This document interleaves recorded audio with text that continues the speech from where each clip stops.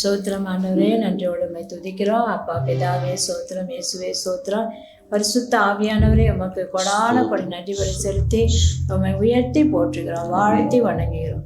எல்லாரை நீங்கள் ஆசீர்வதித்து கொடுக்க முடியாது ஜெபிக்கிறோம் ஐயா. இயேசுவின் நாமத்தை கேட்கிறோம் நல்ல தகப்பனே. எனக்கு தாசை வரும் பர்வதங்களுக்கு நேராய் எனக்கு தாசை வரும் பர்வதங்களுக்கு நேராய் கண்களையே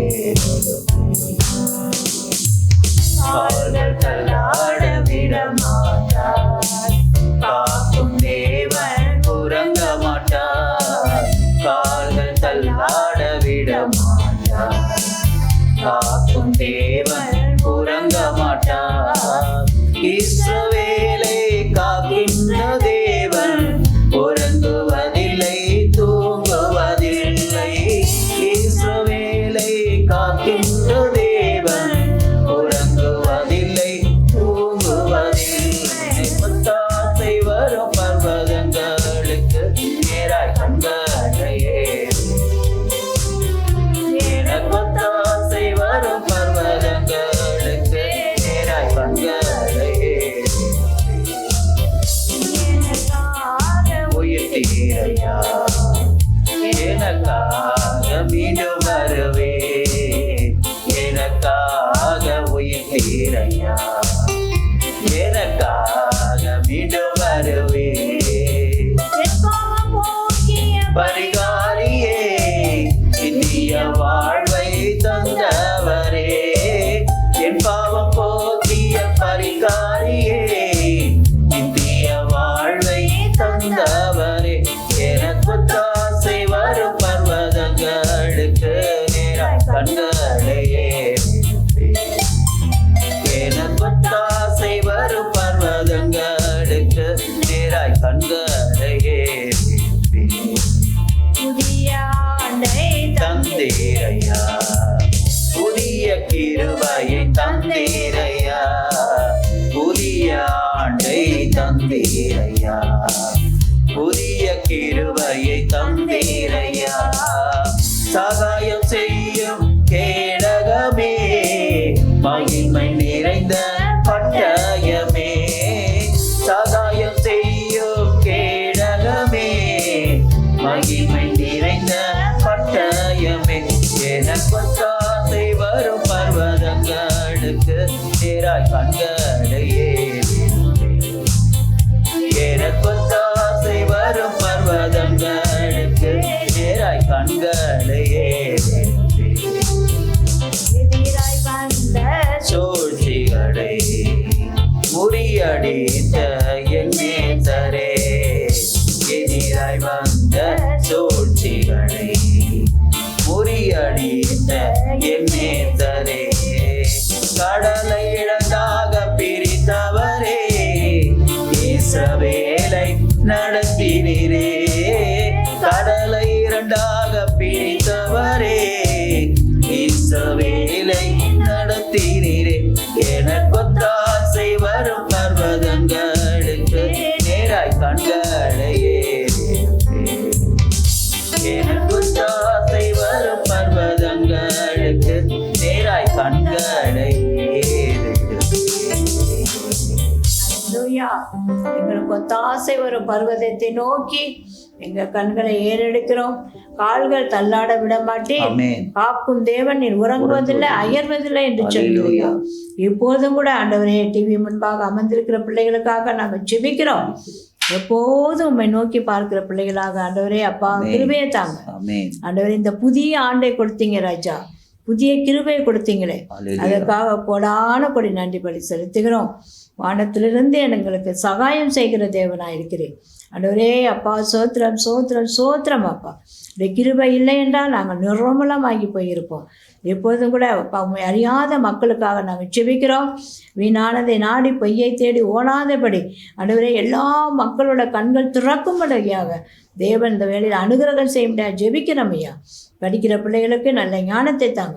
வாலிப பிள்ளைகளுக்காக நாங்கள் விசேஷமாக ஜெபிக்கிறோம். வாலிப பிள்ளைகளை அப்பா இரத்த கொட்டைக்கிற மூடி மறைத்து கொள்ளுங்க, கிருபையை தாங்க, ரட்சியுங்க. அல்லேலூயா. நானே கர்த்தர், என்னை அல்லாமல் இரட்சகர் இல்லை என்று சொன்னீங்களையா. அப்படியாக பிள்ளைகள் உண்மை அறிவை கொடுக்க முடியாது ஜெபிக்கிறோம். நாங்கள் நினைப்பதற்கும் கேட்பதற்கும் மேலாக செய்கிறவரே துதிக்கிறோம். பாதுகாப்பை கொடுங்க, வார்த்தையின் மூலம் வெளிப்படுங்கப்பா. நசரேயனா இயேசு கிறிஸ்து நாமத்தில் வார்த்தை அநேகருக்கு பிரயோஜனமாக இருக்கட்டும். நசரேயனா இயேசு கிறிஸ்து நாமத்தில் கேட்கிறேன் ஜீவன நல்ல தகப்பனே, ஆமென். ஆண்டவராகிய இயேசு கிறிஸ்துவின் நாமத்தினாலே வேத வார்த்தைகளை பெற்றுக்கொண்ட தேவர்களை பார்த்து இன்றைக்கு நாங்கள் பேச விரும்புகிறோம். தேவ வார்த்தைகளை பெற்றுக்கொண்டவர்கள் தேவர்கள் என்று சொல்லியிருக்க, தேவ பிள்ளைகளாய் இந்த செய்தியை நீங்கள் கேட்டுக்கொண்டிருக்கிறீர்கள். அல்லேலூயா. கர்த்தருடைய கட்டளைக்கு கீழ்ப்படுகிறீர்களா நாம் இருக்க வேண்டும். நீதிமான் என்று சொன்னால் கர்த்தருடைய வார்த்தைக்கு கீழ்ப்படுகிறவன் தான் நீதிமான். அல்லேலூயா. அவருடைய கட்டளையின்படி நடந்து அவருடைய நியமங்களை கை கொண்டு அவருக்கு உண்மையாக இருப்பானாகில் அவனே நீதிமான். அப்படிதான் வசனம் சொல்லுது. அப்போ வார்த்தைக்கு கீழ்ப்படுகிற நீங்கள் அனைவரும் கர்த்தருடைய பார்வைக்கு எப்படி இருக்கீங்கன்னா தேவர்களாக இருக்கிறீர்கள். அல்லேலூயா. கடந்த வாரம் நாம் பார்த்த ஏசியா தீர்க்கதரிசி புத்தகம் 48:15 நாம் தியானித்து அதோடைய தொடர்ச்சியாக ஏசியா 45 முதல் 6 வசனத்தை நான் வாசித்து முடித்தேன். ஆனால் நேரம் கடந்து விட்டது. இந்த வாரம் அதை குறித்ததான விளக்கத்தை உங்கள் மத்தியில் நான் பிரசங்கிக்க விரும்புகிறேன். நன்றாக தெரிந்து கொள்ளுங்கள், நம்மை தேவன் அழைக்கிறார் என்று சொன்னால் ஒரு நோக்கம் இல்லாமல் நம்மை அழைக்க மாட்டார். அவர் அழைத்த நோக்கத்தை தான் இந்த வசனம் நமக்கு வெளிப்படுத்துகிறது. அது என்னன்னா, கர்த்தராகிய நான் அபிஷேகம் பண்ணின கோரேசுக்கு முன்பாக அப்படின்னு சொல்றார். ஹல்லேலூயா. அப்போ ஆண்டவராகிய இயேசு கிறிஸ்து நம்ம எப்படி பார்க்கிறார்னா கோரேசாய் பார்க்கிறார். ஹல்லேலூயா. எப்படி பார்க்கிறார்? நம்மள கோரேசாய் பார்க்கிறார். இந்த கோரேசு என்பவர் யார்னா, அவர் தேவனுடைய, அதாவது இஸ்ரவேல் கோத்திரத்தை சேர்ந்தவரோ அப்படிலாம் கிடையாது. அல்லேலூயா. நீங்கள் வசனத்தை பார்த்தீங்கன்னா ஏசியா தீர்க்கதரிசி புத்தகம் 44 28வது வசனத்தை நான் வாசிக்கிறேன். கோரேசை குறித்து அவன் என் மேய்ப்பன். அப்போ இங்க வசனம் என்ன சொல்லிச்சு? கர்த்தராகிய நான் அபிஷேகம் பண்ணின கோரேசுக்கு முன்பாக. அப்போ கோரேசுனா யாரு அப்படின்ற நீங்க தெரிஞ்சுக்கணும். கோரேசை குறித்து அவன் என் மேய்ப்பன், அவன் எருசலேமை நோக்கி, ஏசியா 44 28வது வசனத்தை வாசிக்கிறேன்.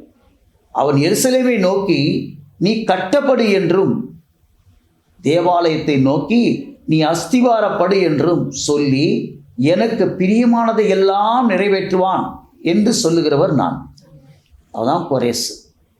கோரேஸ்னா யாருன்னு கேட்டீங்கன்னா, அல்லேலூயா, நீ கட்டப்படு என்றும், யார? எருசலேமை நோக்கி, கர்த்தருடைய பிள்ளைகளை நோக்கி நீ கட்டப்படு என்றும், தேவாலயத்தை நோக்கி, கர்த்தருடைய தங்கியிருக்கிற ஸ்தலமாகிய நம்மை தான் அவர் சொல்றார், தேவனுடைய ஆலயம், ஜீவனுடைய ஆலயம் என்று. தேவாலயத்தை நோக்கி நீ அஸ்திவாரப்படு என்றும் சொல்லி. அப்போ கோரேசுடைய வேலை இதுதான். எல்லா தேவாலயத்தையும் அஸ்திவாரப்படுத்துவதும் எருசலேமை நோக்கி நீ கட்டப்படு என்று சொல்லுவது தான் அவனுடைய வேலையே. சொல்லி எனக்கு பிரியமானதை எல்லாம் நிறைவேற்றுவான். யாரு? அந்த கோரேஸ். அல்லேலூயா. அப்போ தேவனுக்கு பிரியமானதெல்லாம் நிறைவேற்றத்தான் நம்மளை தேவன் தெரிந்து கொண்டா நம்மளை அழைத்திருக்கிறார். வேறு எந்த நோக்கத்தோடு நம்மளை அழைக்கல. அல்லேலூயா. ஏன்னா நம்ம தேவர்களாக இருக்கிறோம். ஏசப்பாக்கு உண்டான அத்தனை வல்லமையும் தேவன் நம்மகிட்ட கொடுத்துருக்கிறார். அல்லேலூயா. எந்த தலைவனும் எந்த குருவும் தன் சீஷனுக்கு எல்லா விதமான காரியத்தை சொல்லிக் கொடுக்கவே மாட்டான். ஏன்னா அவன் குருன்றதுக்கு ஒரு அடையாளத்துக்கு என்ன செய்வான்? முக்கியமான கலையை என்ன பண்ணுவான்? அவன் தனக்குன்னு வச்சுக்குவான். இல்லைனாக்கா சீசன் மதிக்க மாட்டான் குருவை. ஆனால் நம்ம ஏசப்பா அப்படி இல்லைங்க. அவர் இரக்கமுள்ள தேவன், நம்ம மேலே அனாதி அன்பு வைத்திருக்கிற தேவன். அதனால தான் சொன்னார், நான் செய்கிற கிரியைகளை நீங்களும் செய்வீர்கள், என்னிலும் பெரிய காரியங்களை செய்வீர்கள், என்ன காட்டிலும் பெரிய காரியத்தை செய்வாய். அந்த அதிகாரத்தை நமக்கு கொடுத்துட்டு நம்மளை கோரேஸாக வைத்திருக்கிறார். இப்போ இங்கே வரேன், ஏசியா 45 முதல் வசனம். கர்த்தராகிய நான் அபிஷேகம் பண்ணின கோரேசுக்கு முன்பாக ஜாதிகளை கீழ்ப்படுத்துவேன். எல்லா ஜாதிகளுக்கும், அதாவது ஜாதிகள்னா யார்? ஜனங்க, மனிதர்கள். மனிதர் ஜாதினா நீங்கள் வேற ஜாதி கோலம் கோத்திரம் அப்படின்னு நினச்சிக்காதீங்க. ஒரு அல்ல சொல்றீங்களா? ஜாதினா மனுஷ ஜாதி, அல்லையா? அந்த மனுஷர்களுக்கு மத்தியில் நீ சொல்லுகிற சத்தியத்தை கேட்டு அவர்கள் உனக்கு கீழ்ப்பட்டு வருவார்கள் என்று சொல்லுகிறார். அதை ஏற்றுக்கொள்வார்கள் என்று சொல்லுகிறார். ஒரு எழுப்புதலை உன்னை கொண்டு நான் நிறைவேற்றுவேன் என்று கர்த்தர் சொல்லுகிறார். அல்லையா? அதை படுத்தி ராஜாக்களின் இடைக்கட்டுகளை அவிழ்க்கிறதற்கும். ரெண்டாவது காரியம் என்னது?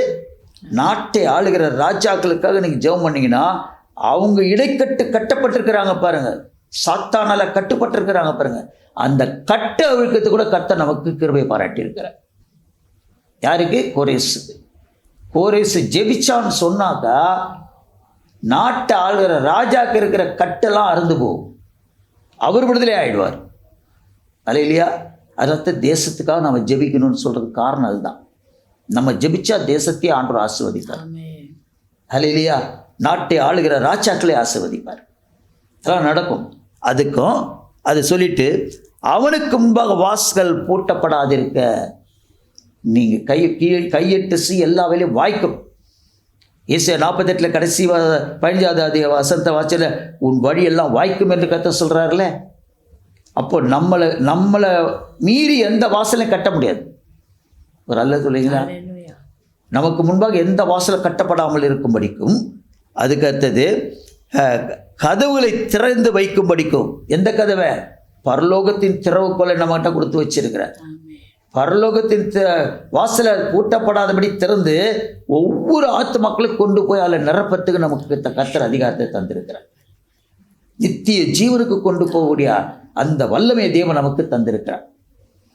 எப்படி லூசிபர் அவனுக்கு கீழ்பட்டு இருக்கிற எல்லா சாத்தானுக்கும் பாதாளத்துக்கு கொண்டு போகிறதுக்கு அதிகாரம் கொடுத்துருக்கிறானோ, அதை போல ஏசப்பா பரலோகத்தின் தேவன் நமக்கு பரலோகத்துக்கு கொண்டு போகக்கூடிய வாசலை திறந்து கூட்டு போகிறதுக்கு உண்டான திறவுகோலை நம்மகிட்ட கொடுத்துருக்காரு. எவ்வளோ கிருபை பாருங்க. அல்லையா? கதவுகளை திறந்து வைக்கும்படிக்கும் அவனை பார்த்து அவன் வலது கையை பிடித்து கொண்டு அன்பா அவங்க கையை பிடிச்சிருங்க. அவனுக்கு சொல்லுகிறதாவது இப்போ உங்கள்கிட்ட பேச ஆரம்பிக்க போகிறார். ஒரு அல்ல சொல்லுங்களா? எவ்வளோ அருமையான வசனம் பாருங்க. அந்த 6 வசனம் என்ன சொல்கிறாரு? நான் உனக்கு முன்னே போய் கோணலானவைகளை சுவையாக்குவேன். நீ எழும்பி பிரகாசித்து நீ போன ஊழியத்துக்கு போகிற, நீ போனினா உனக்கு முன்னாடி நான் போய் எல்லா கோணலாவைகள் என்ன பண்ணுவேன்? சபையாக்கிடுவேன். அல்லேலூயா. 3வது வசனம், உன்னை பெயர் சொல்லி அழைக்கிற இஸ்ரவேல் தேவனாகிய கர்த்தர் நானே என்று நீ அறியும்படிக்கு, நான் தான் உன்னை அழைச்சேன்றதை நீ அறியும்படிக்கு. அல்லேலூயா. 13வது வசனம் 4வது வசனம் சொல்லுது, வெண்கல கதவுகளை உடைத்து. எதை? வெண்கல கதவு, மரக்கதவு இல்லை, வெண்கல கதவுகளை உடைத்து இருப்பு தாழ்பால்களை முறித்து அந்தகாரத்தில் இருக்கிற பொக்கிஷத்தையும் ஒளிப்பீடத்தில் இருக்கிற புதையல்களையும் உனக்கு நான் கொடுப்பேன். வரல சொல்லுங்களா? ஆண்டு வானத்து பலகனை திறந்து உன்னை ஆசீர்வதிப்பேன் என்று கர்த்தர் சொல்லுகிறார். இந்த வேத வசனம் இருக்குதுங்களா, வார்த்தை இருக்குதுங்களா, அது எல்லாராலும் என்ன செய்ய முடியாது, மற்றவங்களுக்கு கொடுக்க முடியாது. அவர் யாரை தேர்ந்தெடுக்கிறாரோ, யாரை அவர் அழைக்கிறாரோ, ஆரோனை போல ஒருவன் அழைக்கப்படாவிட்டால் இந்த கனமுள்ள ஊழியத்தை ஒருவனும் தானா செய்ய முடியாது. அல்லேலூயா. இந்த வசனத்தை பிரசங்கத்தை நீங்கள் சொல்லணும்னு சொன்னாக்கா எல்லாராலும் சொல்ல முடியுமானா சொல்ல முடியாது. நீங்கள் ஐஏஎஸ் படிச்சிருக்கலாம், பெரிய படிப்பு படிச்சிருக்கலாம், ஆனாலும் நீங்கள் இதை வாசித்து இதை அறியணும்னு சொன்னாக்கா எல்லாராலும் முடியாது. ஞானிகளும் அறிவாளிகளும் வெட்கப்படும்படி அவர் யாரை தெரிஞ்சுக்கிறாரான்னு தெரியுமா? பைத்தியமானவர்களை தெரிந்து கொள்கிறார். அல்லேலூயா. ஏன்னா பைத்தியம் கூட இப்படி பேசுமா அப்படி, அப்போதான் தெரியும். யாருக்கு தெரியும்? தேவனுடைய வல்லமை என்னன்னு தெரியும். ஆனால் தான் நம்மளை கொண்டு பேசுகிறார். அல்லேலூயா. உங்களை அப்படி அழைச்சிருக்கிறார் ஆண்டவர் தன்னுடைய கனமுள்ள ஊழியத்துக்காக. அல்லேலூயா. சொல்றார் பாருங்க, உடைத்து இருப்ப முறிப்பு அந்த காலத்தில் பொக்கிஷ ஒளிப்படத்தில் புதையல் கொடுப்பேன். நான் என் தாசனாகிய யாக்கோபின் நிமித்தமும் நான் தெரிந்து கொண்ட இஸ்ரவேல் நிமித்தமும் நான் உன்னை பெயர் சொல்லி அழைத்து நீ என்னை அறியாதிருந்து உனக்கு என் நாமத்தை தரித்தேன். நம்ம போய் ரட்சிக்கப்படலைங்க, நம்ம ரட்சிப்புக்கு பாத்திரர் என்று அவர் அறிந்து நம்மை ரட்சித்து இருக்கிறாராம். நாம தேடி போய் அவரை கண்டுபிடிக்கலைங்க, அவர் தேடி வந்து உங்களை கண்டுபிடிச்சிருக்கிற. அல்லேலூயா.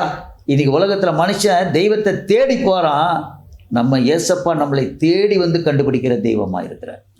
அதை தவிர தெய்வம்னு அழைக்காதீங்க தயவு செய்து. கடவுள் தெய்வம் அப்படிலாம் நிறைய பெரிய பெரிய கிறிஸ்தவர்லாம் பெரிய தலைவர்லாம் அப்படி தான் ஜெபிப்பாங்க, கடவுள்னுவாங்க. அல்லேலூயா. கடவுள் சொல்கிற அளவுக்கு நாங்கள் யாருங்க? நம்ம அவருடைய பிள்ளைகள். அவருக்கு அப்பா பிதா, நித்திய பிதா, என்றென்றைக்கும் இருக்கிற பிதா, மரண பரியந்தம் நடத்துகிற பிதா. ஜெபிப்போமா?